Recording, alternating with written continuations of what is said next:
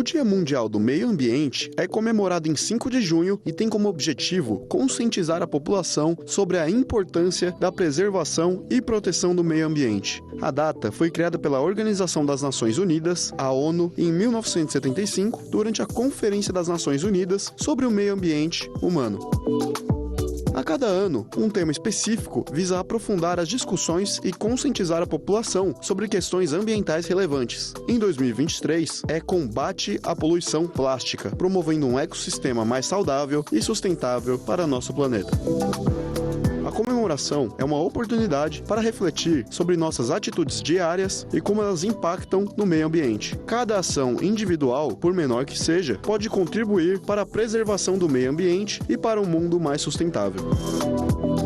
Através da conscientização, educação e engajamento, podemos criar uma sociedade mais comprometida com a proteção do meio ambiente e com um futuro melhor para todos. Saiba mais sobre o assunto agora no Bendita Hora.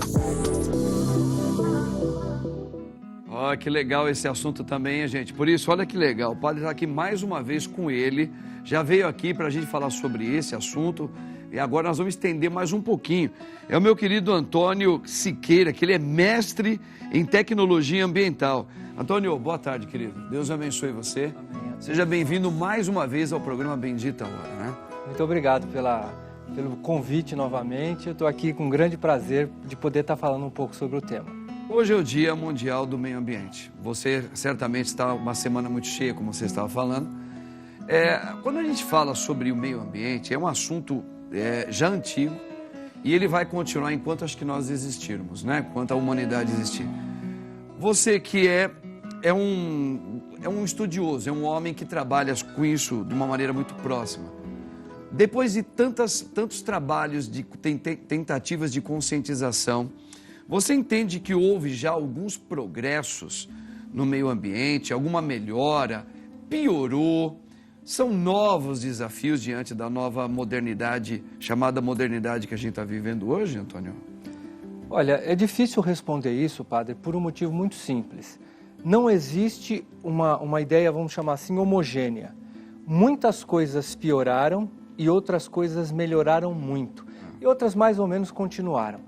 Um exemplo prático é assim, hoje o nível de embalagem que nós consumimos, ele é gigantescamente maior do que antes. Até se tem progressos de embalagens que têm, vamos chamar assim, facilidade na reciclagem, tá? Mas outras têm muita dificuldade, porque são vários tipos de plástico, são plástico misturado com papel, com metal e etc. Isso vai prejudicando. Outras coisas melhoraram muito. Mas assim, o que eu posso dizer, se eu tivesse que fazer uma observação de se bom ou se ruim, eu acho que nós estamos piorando. Porque o nível de consumo tem aumentado muito mais. Então a pressão de retirada de matéria-prima do ambiente, ela é muito maior. E a população aumenta, então se eu já consumo mais e a população aumenta, o que vai acontecer? Vai vir um lixo praticamente ecológico muito grande acontecendo no nosso meio. Né? E aí vai afetar a vida de todos nós. Sim. Então esse aí está sendo o grande desafio. Sim. Da modernidade hoje, Sim. né? É claro, porque se a gente for comparar tempos atrás, as pessoas, era assim, o homem vem evoluindo, vem crescendo, né? Sim. Então o campo, o rural, ele era mais, as pessoas extraíam mais o que é natural. Hoje é industrializado. E para ser industrializado, para desbaratear o produto das suas embalagens, eles utilizam produtos que não são benéficos à vida humana. Só que eles demoram muito mais para se desintegrar. Mexe com várias questões do ambiente. Sim. Então, essa acho que é a questão que está mais apelativa no mundo hoje, né? O consumo e a forma com que o consumo se dá, e aí vem toda essa história, né? Quando eu tenho uma quantidade maior de coisas por vender e eu preciso esticar o tempo de vida dele, eu acabo criando um conjunto de coisas que só prejudica. Então, o nível de transporte hoje é a base de combustível fóssil. Ah, não, mas agora vem os veículos elétricos. O veículo elétrico, ele vai consumir matéria-prima de um outro jeito, um outro tipo de matéria-prima, mas ele continua o processo de consumo. Entendi. Ele pode amenizar um lado só, mas ele, por causa da chamada de necessidade dele, ele vai acabar agariando vários problemas em outros setores para que esse produto chegue na vida da gente, né? Sim, sim. Então, não é assim, é bom absolutamente ou é ruim absolutamente. Entendi. Tem que ter toda uma situação de... Por exemplo, o copo de plástico ele é melhor do que o copo de vidro? Nem uma coisa nem outra. Vai depender de como você usa e quanto se usa. Porque se de um lado você tem um copo de vidro que ele dura muito, você tem que usar mais detergente, mais água e etc. Essa conscientização, essa questão de você falar assim, bom, já que nós estamos vivendo essa hiper industrialização e consumo, e a população aumentou, ela consome tudo aquilo, as grandes megalópolis mundiais, elas consomem aquilo que vem da indústria. Essa conscientização de como utilizar esses produtos se tornou, então, o maior desafio, ainda é muito grave, a população ainda está muito aquém de um dia chegar a um senso comum de uma boa terapia sobre isso? Esse é o grande desafio. Tecnologia já se tem de todos os tipos, tamanhos, jeitos, idades, enfim. O grande problema é que o ser humano, de modo geral, ele tem um comportamento de consumo e de vida que cria um jeito de interação com o meio ambiente que é muito danoso. Eu vou dar alguns exemplos. Só na cidade de São Paulo, nós temos 12 mil toneladas de lixo todo dia sendo colocado nos aterros. Quanto? 12 mil toneladas. Gente, isso é demais, hein? É muita coisa. E dessas 12 mil toneladas, nós estamos falando de mais ou menos, 60%, 70% de alimento. Meu Deus do céu. Nós temos 1 em cada 7 pessoas não tem o mínimo de comida no mundo.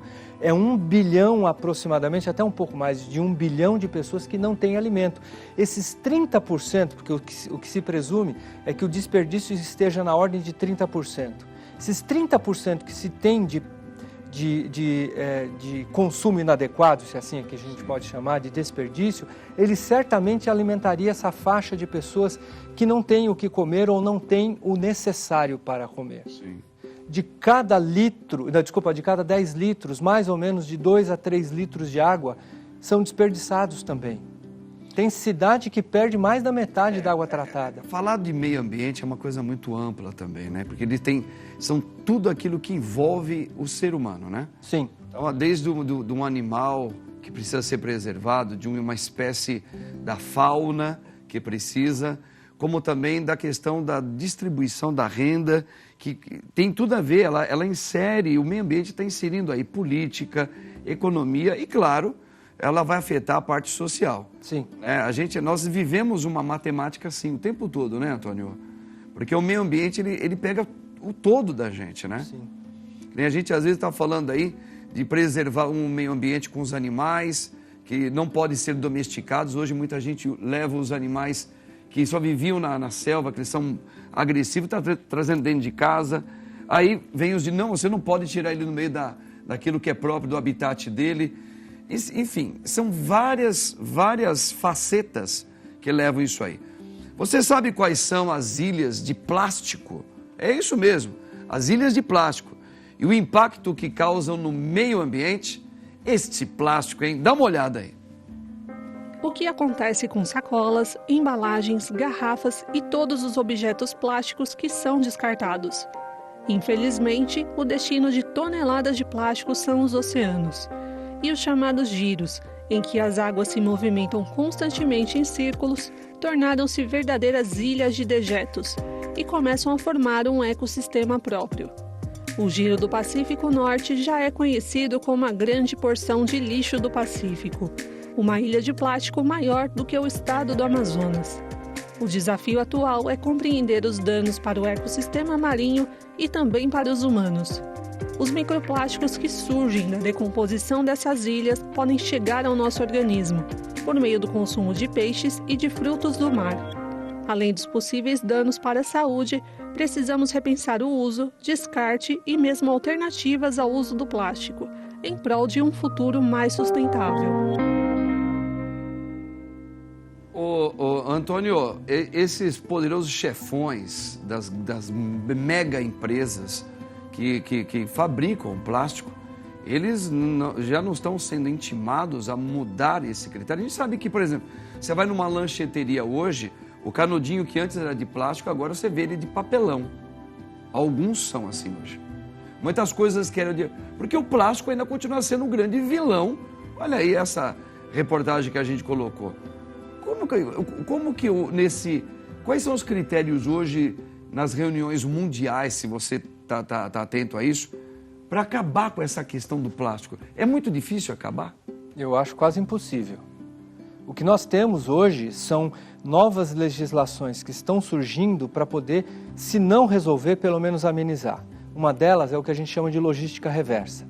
Logística reversa, a ideia disso aconteceu mais ou menos em 2006, aqui no estado de São Paulo, com a política estadual de resíduos sólidos, e que depois foi levado para a federação. Então, existe a Política Nacional de Resíduos Sólidos. Um dos instrumentos é a logística reversa, o que significa dizer o seguinte, que o fabricante ele tem obrigação de recolher uma quantidade, um percentual daquilo que ele, no ano passado, colocou para vender. Então, hoje, nós estamos com 23% de tudo aquilo que foi colocado, mas enfim, de tudo aquilo que foi colocado no mercado, 23% das embalagens precisam ser retiradas do mercado antes que eles cheguem nos aterros. Como se, mais ou menos assim, para o povo entender, antigamente, se você ia comprar 1 litro de refrigerante ou de cerveja, você tinha que levar o vasilhame vazio. Sim. Então, é mais ou menos por aí. Quer dizer, eu vou vender meu produto de plástico, os grandes empresários, mas eles são responsáveis de ter que... A população consumiu aquilo onde tinha o plástico, isso tem mais ou menos que voltar para eles dar um fim útil. Isso. Exatamente isso. É isso? É. Então tem, de novo, a conscientização com a população. Esse é o grande problema. As empresas, de modo geral, estou falando de modo geral, mas enfim, as empresas elas até estão dispostas a colocar dinheiro nisso para poder retirar, para poder fazer o sequestro desse material antes dele ir embora. Hoje, aquelas lixeiras que tem coloridas, esse é um dos uma modos. É de plástico, outro é de lixo tóxico, outro lixo não sei do quê. É isso, resíduo. Mas o grande elemento que está entre a indústria e o consumidor são as cooperativas e as associações e os catadores. Então, eles que, de uma certa forma, conseguem retirar isso do mercado e, entre aspas, também são comprados esses serviços dessas instituições. Não só, lógico, os pontos de entrega voluntária, tem tudo lá. Mas veja, o problema não é só o dinheiro do grande produtor. Sim. O problema está em conscientizar cada um de nós que estamos aqui a separar isso. Então, tomei, comi, etc. e tal. Guarda, já vai ter que levar em algum local. Mas onde... quem está disposto a fazer isso, padre? Precisa fazer, né? Mas quem está disposto? É muito difícil, né? É um grande desafio isso aí. Nós estamos no Brasil inteiro hoje fazendo coleta ou a logística reversa de medicamentos pós-consumo. Sim. Tá? Falta a conscientização, porque medicamento todos nós consumimos de uma certa forma. Agora, quem é que está disposto a pegar aquele blister ou remédio vencido, sair da própria casa, ir até uma farmácia e colocar lá? Sim. Então, o dinheiro não é tudo.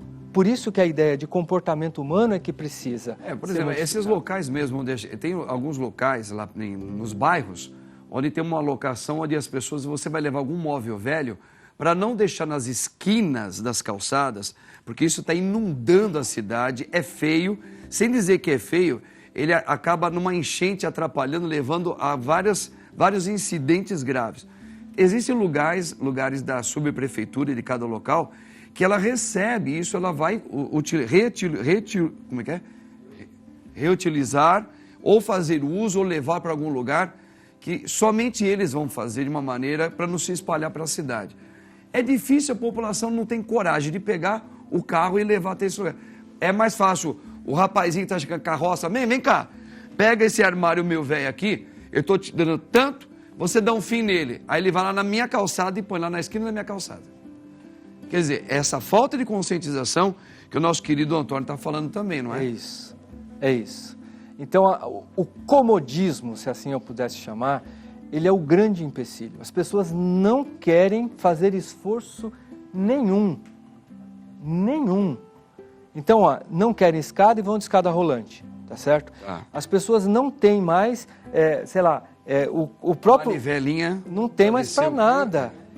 As pessoas já recebem, na minha época, quando eu ia comer carne moída, eu tinha um moedor de carne. Você tinha? Claro. Mas veja, eu só estou dizendo assim, é só para explicar de maneira muito bem simples essa história. Hoje é mais fácil trocar, até gente, é mais fácil trocar pessoas do que dar manutenção para as pessoas. Então a ideia do compromisso é o grande problema de todo esse processo. Ninguém assume compromisso para nada. Viu, gente? O meio ambiente tem essa fagulha aí, que as pessoas elas precisam estar comprometidas, porque o ser humano faz parte do meio ambiente. Você é parte de todo o ecossistema. A diferença é que nós somos seres humanos, pela fé, mais importante perante a Deus, mas para um mundo criado, nós somos mais um que faz parte. E se a gente não souber trabalhar uma conscientização, não é isso, Antônio? Exatamente. O mundo se recicla todinho. O ser humano... O mundo vai continuar. Essa história de... Lembra? O que falou isso aqui na última vez. A gente não pode pensar que mundo a gente vai deixar para os nossos filhos. A gente tem que pensar que filho nós vamos deixar para esse mundo. Ótimo. Gostei demais. Repete isso aí. Senhorinha, a senhora que é uma mulher já vivida, olha o que o Antônio vai falar. A questão é essa.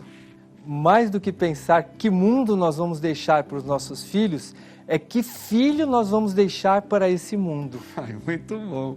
Os filhos conscientes, né? Uma geração que pensa no todo, não só em si. Porque quando eu penso no todo, eu estou pensando em mim também. Também, né? É claro.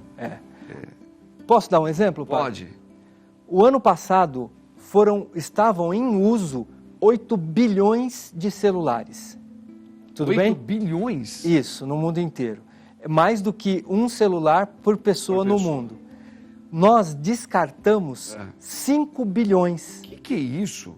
Então veja, o consumo, o grande problema é isso. Por que você vai trocar o celular agora se ele ainda tem continuidade, se ele ainda tem uso? Se ainda dá para você usar para o básico da sua vida. Então veja, é disso que nós estamos falando, de comportamento. Mas é porque eu vi o seu e você ficou charmoso com esse, cara. Antônio, você ficou charmoso com esse celular. Pois é. Aí eu já vou dar um jeitinho de ir num local, falei, eu quero um celular igual ao do Antônio. Outro exemplo, eu acho que as pessoas em casa vão saber disso. Vão no seu guarda-roupa agora, abram e vejam quantas coisas você tem lá e que não usa. É esse o problema. O problema não é consumir. O problema é consumir de maneira equivocada. O problema é ter aquilo por impulso. Quantos pares de sapatos se tem? Eu tenho 2 e vivo muito feliz. Eu tenho uma curiosidade. O ser humano, existe alguns que são mais educados, tiveram mais oportunidades, costumes e uma cultura histórica. Eu sei que o mundo hoje evoluiu muito. Existe algum país no mundo onde se existe uma população um pouquinho mais consciente em relação a todas essas questões? Mais educada? Tem países lá, alguns países europeus que estão além de... Sim. Tá? Mas... Nessa questão do consumo mesmo, sabe? Mas não é suficiente. Então, Porque é só, assim, são pequenas pílulas que a gente tem espalhadas. Aqui no Brasil a gente tem muita gente consciente. Entendi. Só que tem muita gente que é consciente de gabinete. Que são aquelas pessoas que ficam embaixo do ar-condicionado, que falam um monte de coisa, tem que fazer, mas na hora de fazer não faz. E o Brasil deveria ser a escola para o mundo inteirinho, porque ele é o pulmão, no bom sentido da palavra, né? Água potável, a maior reserva ainda que existe. Ainda, apesar de todo o desmatamento, ainda é uma das reservas naturais do mundo mais de grande interesse mundial. E nós deveríamos ser os primeiros a ter uma conscientização. Então, termino essa frase, repete aquela frase que falou. Nós queremos o quê? Não o que eu quero um mundo melhor para os meus filhos, mas eu quero saber... Então, mais do que pensar em que mundo nós vamos deixar para os nossos filhos, é que filho nós deixamos para esse mundo. Antônio Siqueira, maravilhoso. Tamo juntos, amei mais uma vez a sua companhia Muito obrigado. aqui. Muito E até obrigado. a próxima, se Deus quiser. Deus quiser. Gente, ó, até saiu na mão do padre. Que Deus abençoe você. Tamo juntos. Amanhã vem aqui o padre Juarez, hein? Provavelmente é ele mesmo. Que Deus abençoe você no nome do Pai, do Filho e do Espírito Santo. Amém. Tchau, gente.